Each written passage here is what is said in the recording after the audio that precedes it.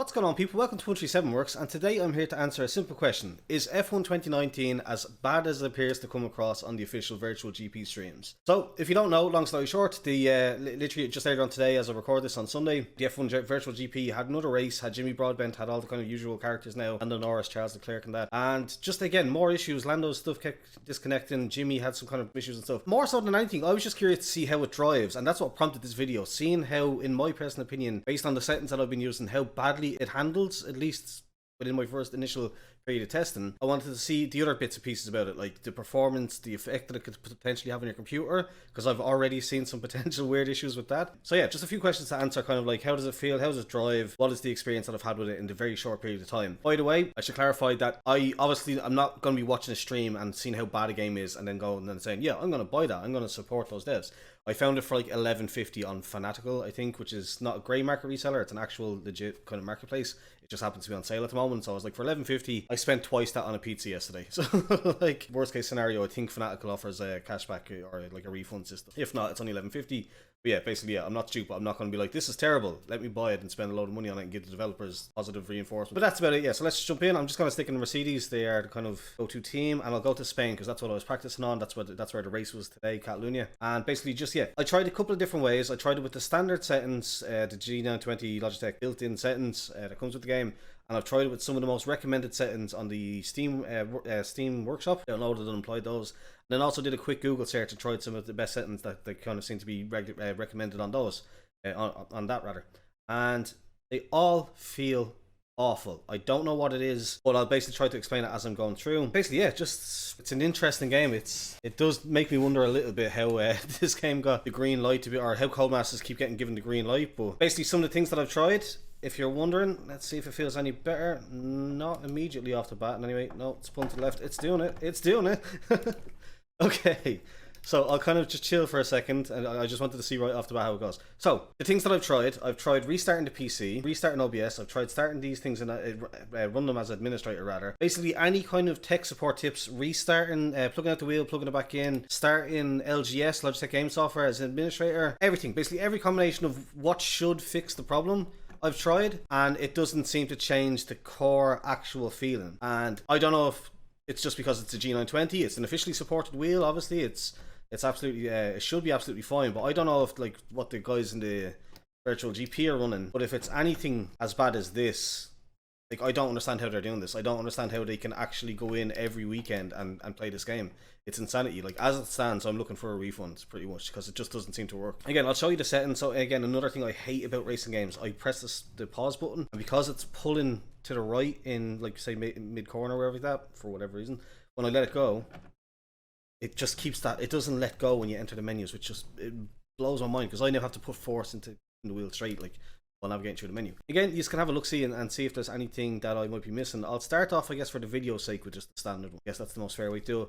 But as you can see, custom control schemes, that's basically based on one of the highly recommended ones in the Steam Workshop that I then edited from a Reddit thread on the F1 game subreddit, basically just giving some recommended settings basically. So I edited that, and then these are just some of the most popular, like three of the top rated G920 settings that you can download from the Steam Workshop. None of them seem to work, so I'll basically go with the official one here and kind of explain it, how it's feeling. So this one actually isn't the worst, I have to say.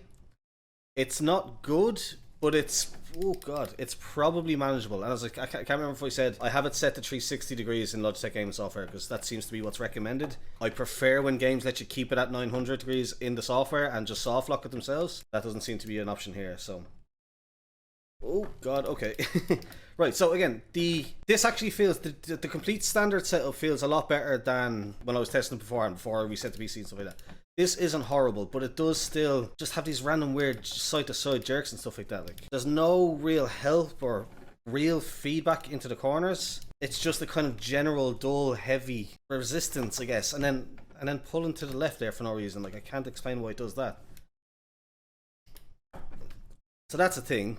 So if you heard the wheel there make that clicking sound, basically, just randomly, again, you probably see my face, like, it's so hard to explain, it's beyond me, is that it'll just be pulling one way, and then it'll let it go. It's so strange. Like, the straights are a little bit better with this default setup. Obviously, I'm not used in the DRS, I'm not going for the fastest lap times or Penis Apex, I'd just like to be able to drive the thing. There's just random cases where like it just like let's go, just feels loose and then all of a sudden really heavy again. Under braking, oh god, like there's no sign that there's like that oversteer that kicks out there is coming. All of a sudden you're just sideways and there's nothing really you can do about it. So again, yeah, it's just, I don't know, it's better than no force feedback, I would say, and it's better than just like a generic, like I've had certain situations before where a game or like using a cheap wheel, why turn that corner does not go well for me, where it'll just apply a generic like, yeah, it's powered on but there's nothing there, like the power's on but lights are on but there's nobody home essentially. Yeah, it just feels absolutely atrocious. Again, better, I think resetting the PC and everything worked as well, or they worked a little bit. Yeah, it's just not pleasant. Like, and then look, like what was that? It just took control of the wheel, started guiding it left for some reason, and then snapped it back into the middle. Like, it's so bizarre. The question I always have when I have an experience like this is like, how can this be possible? How can the devs in the studios at Codemasters, how can they be playing this with one of these wheels and go, yep, that's where this needs to be, that's where we need to release, that's the state that we need to release this in. Let's try with the ERS, or DRS rather. I'm 56,366th in the leaderboard. Like, what is with the random? It's just no good. Like going down the straight there, just randomly jerking me left and right. What I expect to feel when I lift it up there would be to that's so bad. Again, no signal, no feel through the wheel at all if there's a slide being initiated. Yeah, so when I was coming around that corner there, the right hand, the long right hander, you expect to feel, if I ease off the accelerator, I expect to feel a lightening of the wheel a little, because I'm not putting that force, I'm not putting that load. It's in the downforce because I'm not full out accelerating. But there's just nothing. It just completely stays the same. It's so bad. Like, I can post a video, like, or I can attach a video onto this of me doing a lap in, say, an RSS car in a Assetto Corsa. You can see of this track as well, like, and you can see I'm a relatively middle of the road driver, like slightly below or above average, depending on the car track combination and how I'm feeling that day. So, like, just in case you're wondering, this, like, you're clearly just a terrible driver. I'm aware that the driving is awful, but I'm obviously more so focused on trying to give the explanation for the feeling of this terrible feedback. So basically, I'll just call it quits there for the standards. So that's out of the box as they recommend. And again, there's that wheel turn once I let it go. That's how they recommend that you play this game. Apparently, that's the official Codemaster settings for how you are supposed to optimally play. Like, that's the optimal settings for playing this game on this wheel on the PC. Apparently, it's just lunacy. So let's just get something that you can use and kind of compare this if you happen to have the game and the wheel. So I'm just going to enable, this is the top result. So basically this should be, according to the Steam Workshop, the best improvement over the G920 standard control scheme and kind of force feedback in that, which is a bit mind blown to me, but sure. Look, oh god, okay.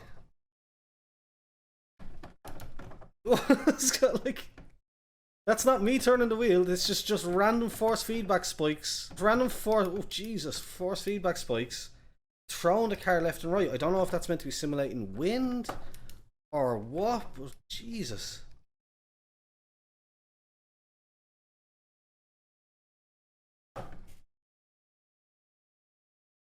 Like, I had no warning, no message, no notice that there was going to be anything about to happen there. That's wild. What is going on?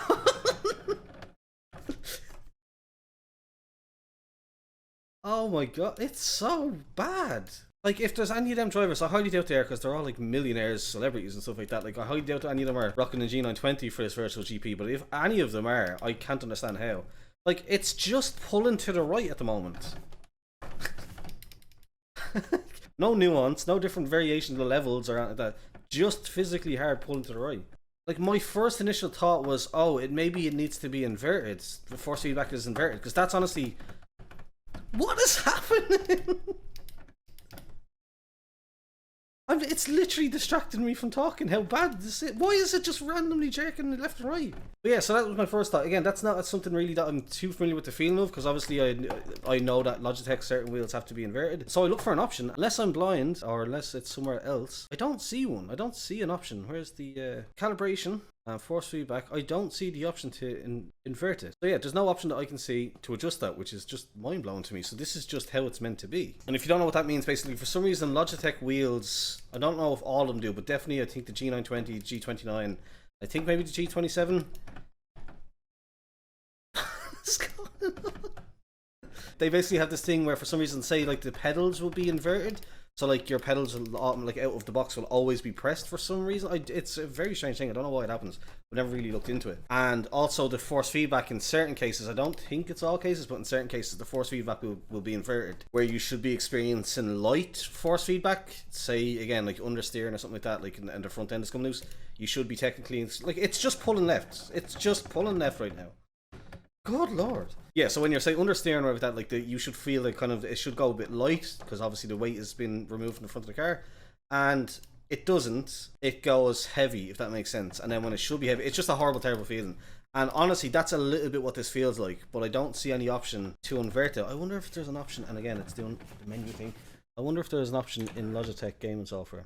And no, not according to the LGS. I couldn't find any place to manually. I think in the old G27, G25 systems, you were able to do that. That was the thing, like because they had a different thing. It was like the Logitech Profile or something like that. It was a different thing to the LGS. Yeah, I'm just mind blown at how terrible this is. The only thing that I can picture is that maybe it is that it's inverted and there's some mod that you have to do or file to install or INI to edit or something like that. See, that didn't feel too bad. That felt like it should have. When I let off the accelerator there, it actually did do the thing. God, the random jerking though, especially on the braking, I'm noticing.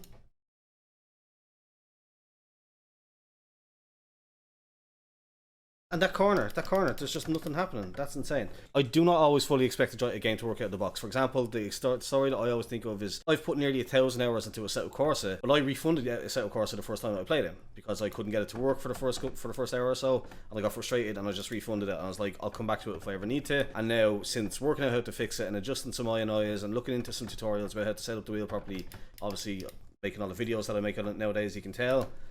Oh Jesus. Yeah, eventually I got the game to work, and that took a bit of work. It wasn't perfect out of the box, and a lot of games are like that. That's fair enough.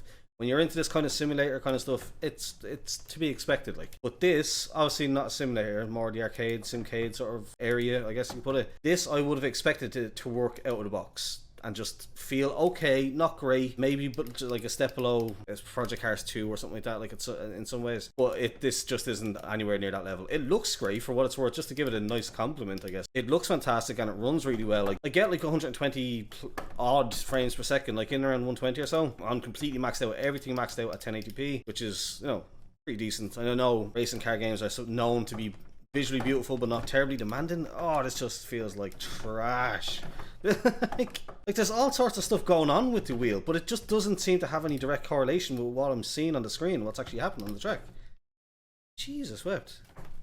Like you might be looking at this and going like, oh yeah, but there's loads of force feedback happening, like your wheels moving loads and we can hear it now, but it just seems so detached from reality of what's actually happening on the track. It's wild. Yeah, I think this is a refund for me, and even at $11.50 I don't think I can advise anybody, at least with a G920, to buy it, because on top of everything else, on top of everything that I've talked about just about my experiences today, again, if you haven't seen these virtual GP things that have been going on, which I'd be surprised if you're watching this video, but if you haven't for some reason, the game is just a living nightmare for the drivers. Like particularly Lando Norris seems to be having a load of trouble with it, but like Jimmy Broadbent's been kicked out of lobbies accidentally, or trying to join back in can be a nightmare. Just all kind of like connected, like their online network services is just terrible. And then the physics, like literally just earlier on today, Jimmy said that there's curbs on this that just once you hit, you're just done.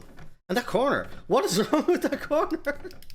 It does not matter how I take it. It spins me out every time. That's insane. Maybe that is one of those curves that you talked about. Yeah, I absolutely can't recommend it. And then, as I said, I can't remember if I finished the story, if I mentioned it properly or what, but just in case, I'll repeat myself. So in the process of restarting all this, my computer hasn't given me any trouble for a long time now, like in terms of like blue screening or like random restarts or disk checking and that kind of stuff when you restart it, at least not since I upgraded it. I was getting all those kind of things happening, which is why I eventually made the upgrade and got the new processor and all that kind of stuff. Yeah, for the first time basically since then, my PC had to do like a disk check and a disk reboot and booted into like a blue screen being like, oh, press restart, if not you can check advanced options to boot into safe mode and all this kind of shit. And I was like, it's just a bit coincidental that like, I decided to restart my PC after installing F1 2019 because I'm having some trouble. Like I couldn't even get, as I said at the start of the video, I couldn't get OBS or Streamlabs to record it smoothly. It was chopping to bits, which I think I've been catching a glimpse every now and again over on the other screen, and it's looked okay for the most part. Maybe some stutters here and there, but I'm not seeing any drop frames,